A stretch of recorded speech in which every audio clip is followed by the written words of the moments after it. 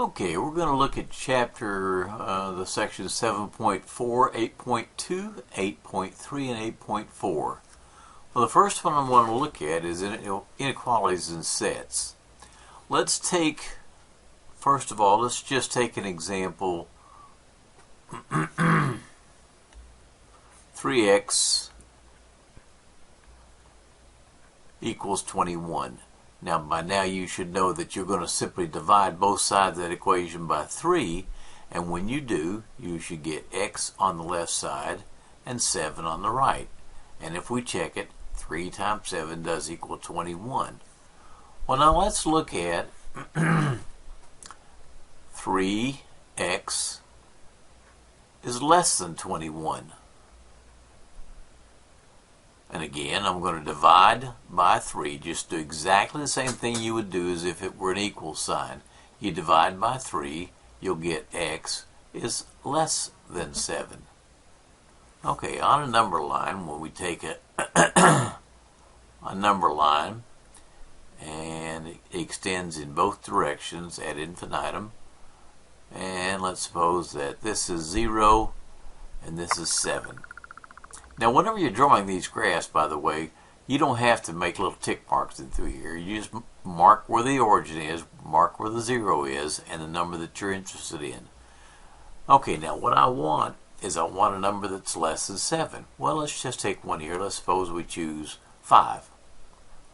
Well, is 3 times 5 less than 21?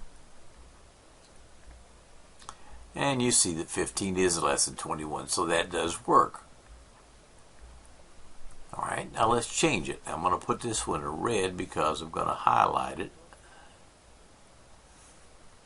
Suppose that I've got negative 3x is less than 21. And again, if I divide both sides of that equation by negative 3, and you don't have to write this down once you understand what we're doing, and if you can do that in your head, that's fine. This portion in green you don't have to write down. Alright, so what are we going to get? Well, those cancel out, the 3's cancel out, so I should get x on the left side less than, and 21 divided by negative 3 is negative 7. Well, let's go back to our number line again. If I choose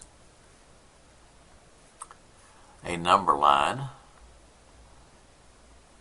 and like I said, all we have to do is locate the origin, 0, and negative 7 will be down here.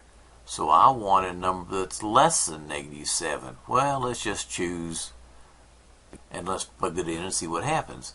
What I'm saying is that negative 3 times negative 10 is less than 21.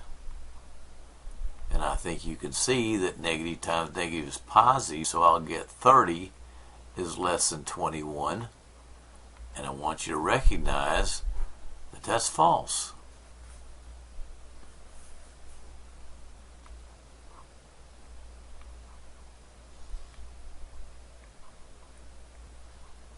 $30 is not less than 21.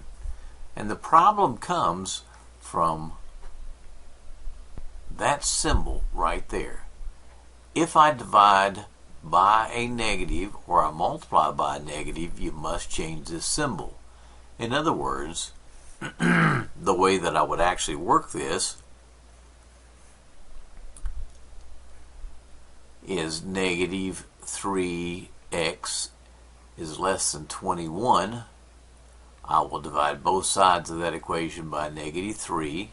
And again, once you master this and you know that 21 divided by negative 3 is negative 7, and you know that 3's cancel and leaves you x, what you have to remember is that you point this symbol in the opposite direction.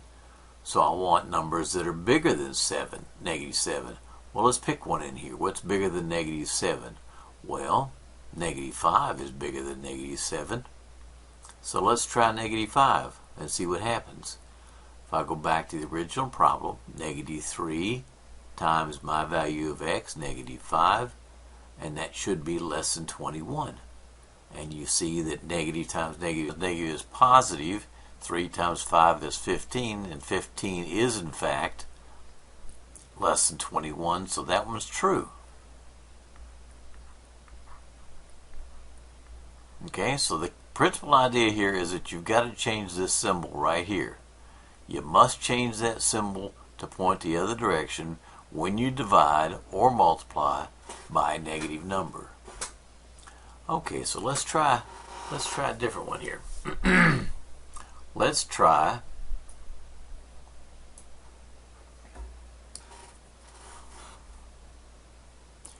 Let's try 6x plus 2 equals 9x minus, I'll say 7. Okay, so now what we have to do is we have to combine like terms. I must move those things. Now remember, I told you to move the smallest one first. Okay, now let me change this to less than. Less than or equal to. That's what that symbol refers to. Less than or equal to. Alright, now just as a curiosity, what I'm going to do is I'm going to point out that if I subtract 9x from both sides of that equation, I'm going to end up with negative 3x plus 2 is less than or equal to negative 7.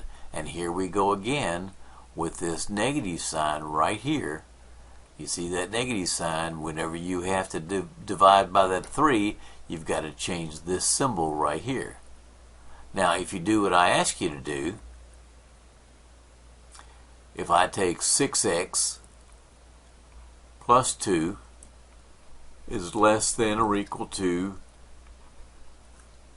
9x minus 7, if I subtract the 6x, that will leave the 2 here less than or equal to positive 3x. Now I don't have to change that symbol. Now I'm going to add 7. The reason you add 7 is to get rid of it here, and you can add 7 and 2 in your head.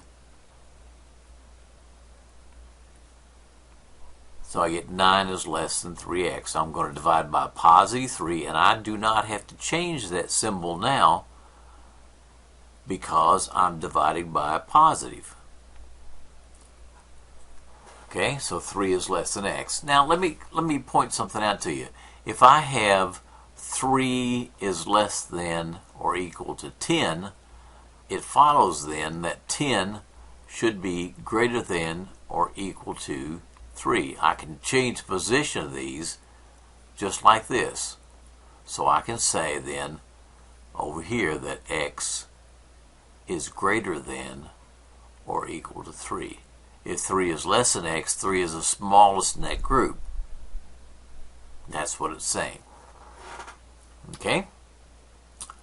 Alright, so let's take a look at the next piece.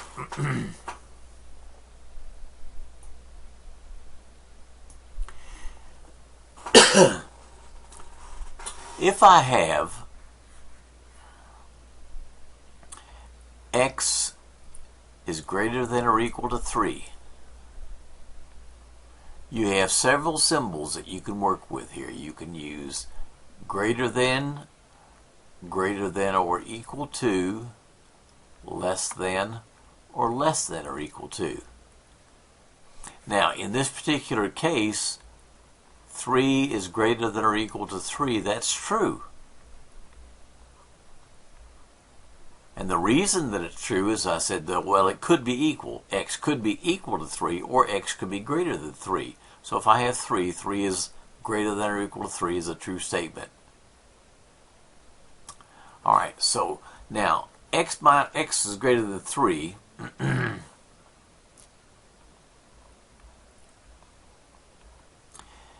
is the algebraic form.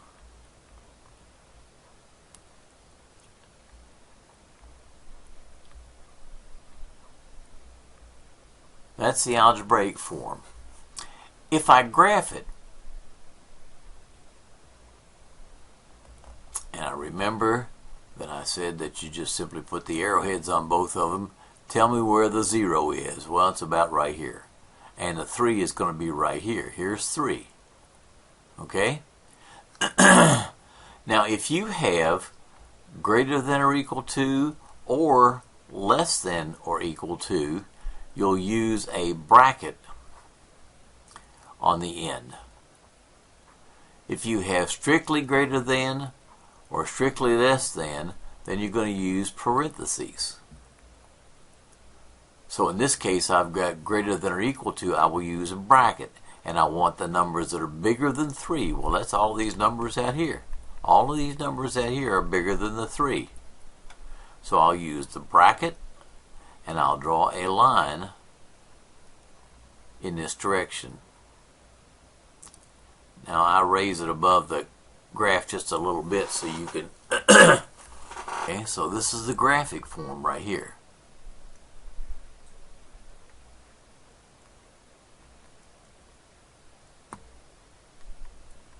Now we're also going to look at something called the interval form, and basically you're going to use this symbol right here. So the interval form would be this thing right here.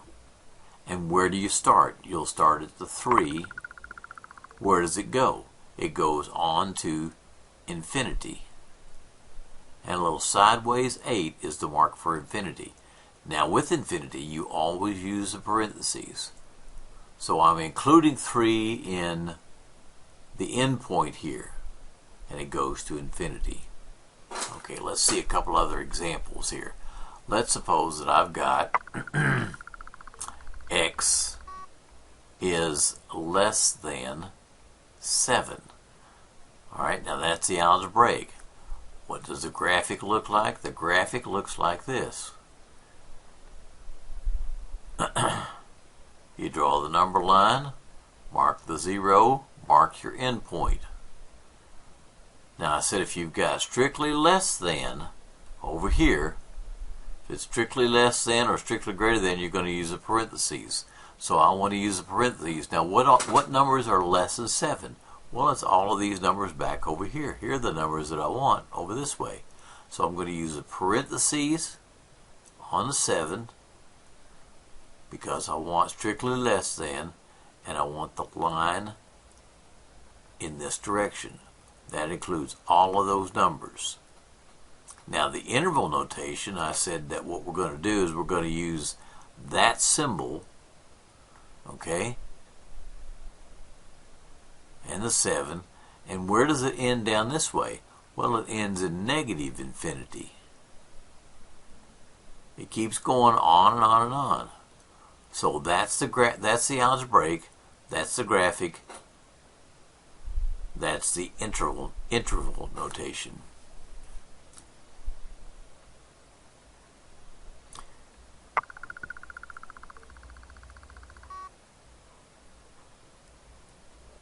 You'll have 3 ways to do those sets. Okay? Suppose that I've got negative 3 is less than x is less than or equal to 4. Whew.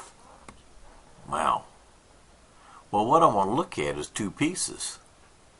Now this is just a description. Basically what this says is I want the numbers between negative 3 and 4. But I can look at it in 2 different ways. I can look at it that way, or I can say that it's negative 3 is less than x and x is less than or equal to 4. Well, just curiosity here. Let's see what that looks like. Now remember, I can turn this one around. I can say that x is greater than negative 3. Well, if I want greater than negative 3, it's all of these numbers out here. And if I want less than or equal to 4, it's all these numbers here. Where do they overlap? They overlap here and here. Bottom line is what you can see is these symbols point in the same direction. Okay, so we're going to use a parentheses here and the bracket here. I want a parentheses and I want the lowest number, -3. I want a bracket and I want the biggest number, 4. So basically, here's the graph, here's the algebra, and here's the interval. Okay? Now sometimes when we get back over to, I'll just wait on that. I was going to talk about ordered pairs on graphing, but we'll just wait till we get there and I'll point that difference out to you. Okay, hopefully that'll take care of that one. Alright, the next on the list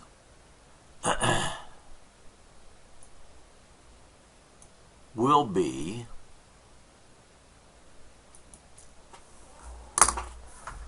section 8.2, proportions.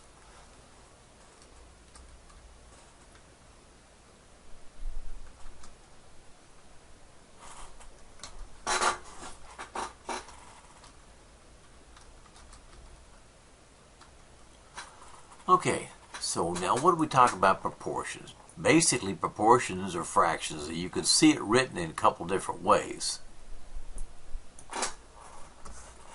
If I have a proportion that, say it's 4 is 2, written like that.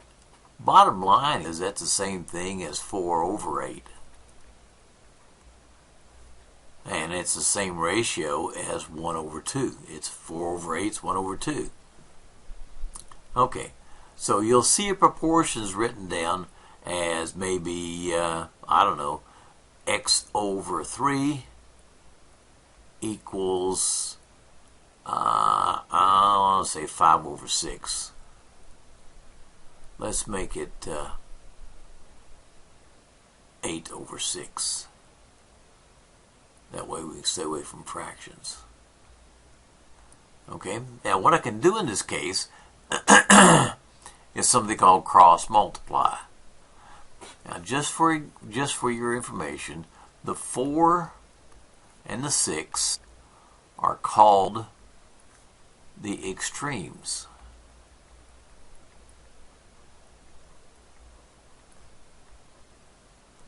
And the 3 and the 8 are the means. Okay, and I know that the product of the extremes is the same thing as the product of the means. So I know that 6x equals 24, and I can divide by 6 and get x equals 4. Okay? Alright. Don't make a big deal out of this. If I were adding, let's just suppose I was adding 1/3 and 8/6. Well, you know your common denominator is 6. And what's the common denominator here? 2. Okay? Let's see. Did something wrong, didn't I? Well, that should be 4/6 if I want to make them equal. 4/3, which is what? 8/6. Oh, it's the same thing I've got here. That just kind of confused you. I didn't mean to do that. Don't worry about this piece right here. I was just showing you that it's equivalent fractions is what we've got. The equivalent fractions would be like if I've got 2/3 is how many ninths? Well, 3 goes into 9 3 times, and 3 times 2 is 6. So that's the same thing as 6 ninths. That's the idea of a proportion. And you see that 9 times 2 is the same thing as 3 times 6. The extremes equals the means. Okay? Don't make a big deal out of this. It's not difficult. You already know how to solve those kinds of equations. Okay, suppose that the variable is on the denominator. Suppose that I've got, I don't know, say 4 over x equals 7 over 5.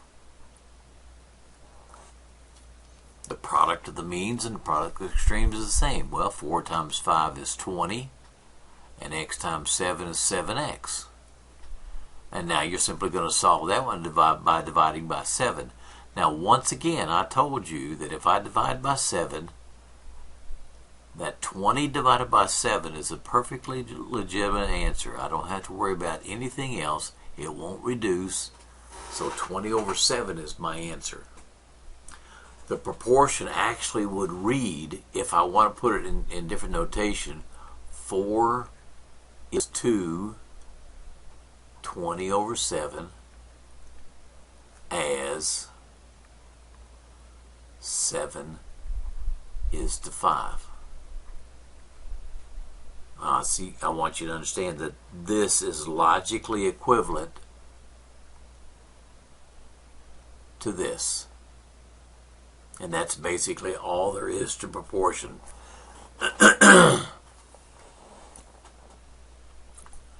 If I look at section 8.3,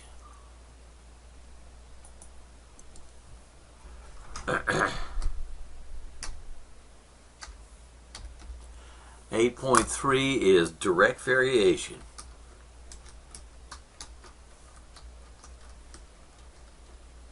And again, that's another one that's so simple to do. It's easy to do. Don't be excited about the terms that we use here.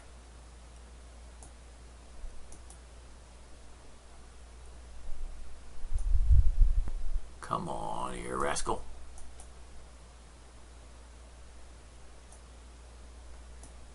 Well, it's not going to let me move it, so I won't.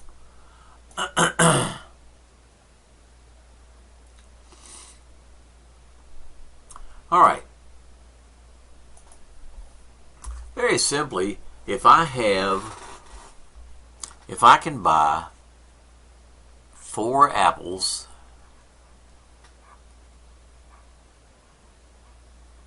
for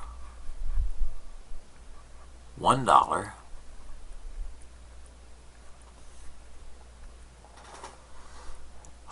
what's 10 apples going to cost me?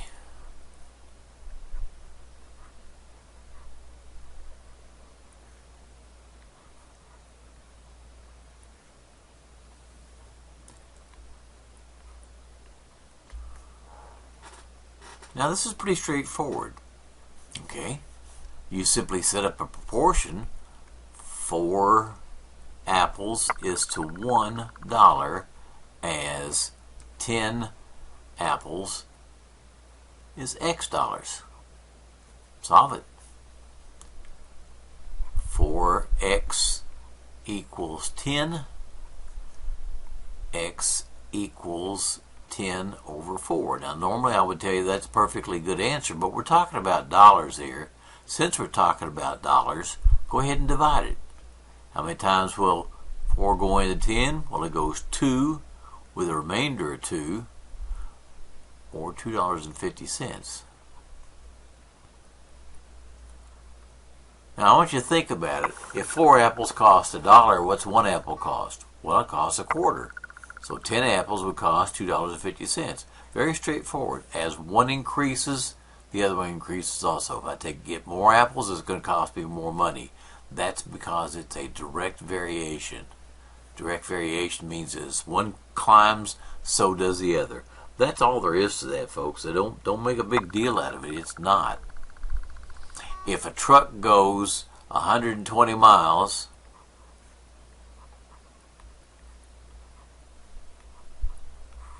on 5 gallons of gas, how far can he go on 15 gallons? It makes sense. It makes sense that he ought to be able to go more miles. Okay? Now, a couple of things we can look at. We can look at something called a constant variation, divide those two. If I divide those two, I'm going to get 24. miles per gallon. Okay, if I get 24 miles per gallon, I get 15 gallons. If I simply multiply that by 15, I should get the distance.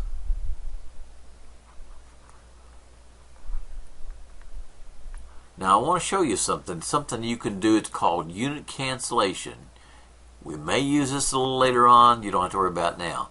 You can treat these labels just like fractions. Gallons and gallons cancel, and my answer is going to be in miles. Well, that's what I'm looking for, is how many miles we can go. And 15 times 24 is what I'm interested in. Now, if you go back to the way we normally do things, I'm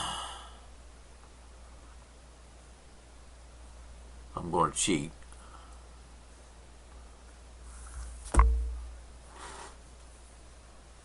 That's 360 miles.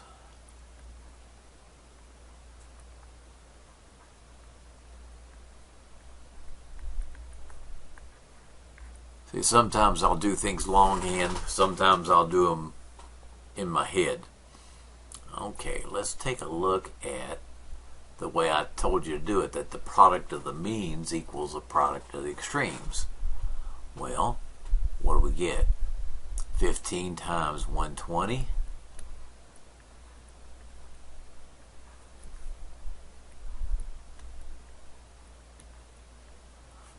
equals 5 times x. What's 15 times 120? I don't know. I'll have to calculate it up for you. 120 times 15 should be about 1800.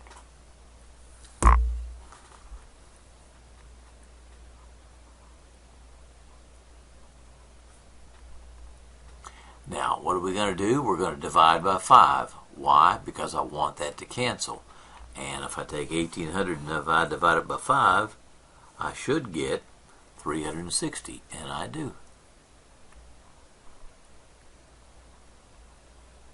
Okay? So there's two ways to do this. You could look at this thing called the constant variation, or you can just do the means and extremes. Either one works fine. Generally, when I'm working these things, this is the way that I'm going to do it. I generally don't look at that constant variation. Now, in some instances, I don't have a choice. That's the next topic, the inverse variation. Alrighty, let's look at inverse variation. And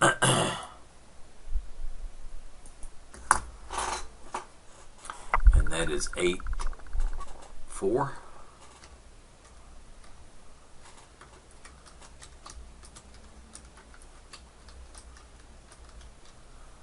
I wonder if this thing is going to let me move. Sometimes it'll behave itself, sometimes it won't. What I'd like to do is get him over here, get him up out of the way. Okay, now let's just take an example. That way it might be a little more easier to understand. If I have 5 machines can do a work in, say, 8 days, 12 machines would take how many? Now, you think about it, it's not going to be a direct proportion. Think about this. If I just take, I don't know, let's say 5 over 12 equals 8 over x, then 5x equals 12 times 8, that's 16, that's 96. And if I divide by 5, 96 divided by 5 would be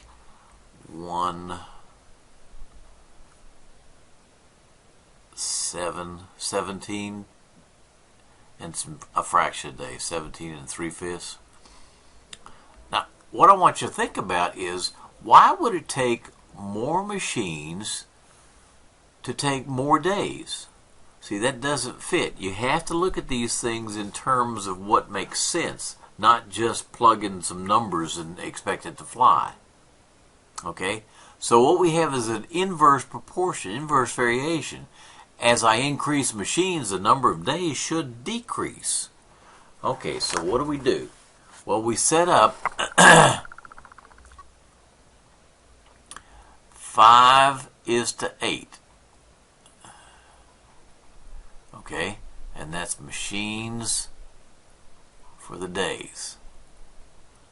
And the way I want to set it up is now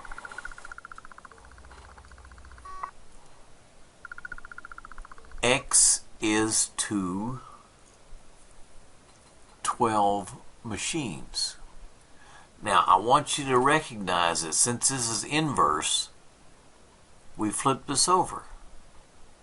That ratio has to turn over. Otherwise, we're going to end up with more days.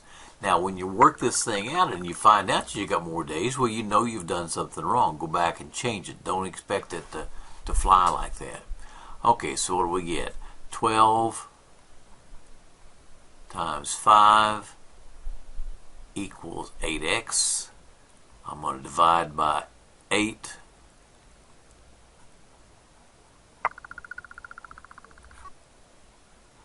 And 60 divided by 8 would be what?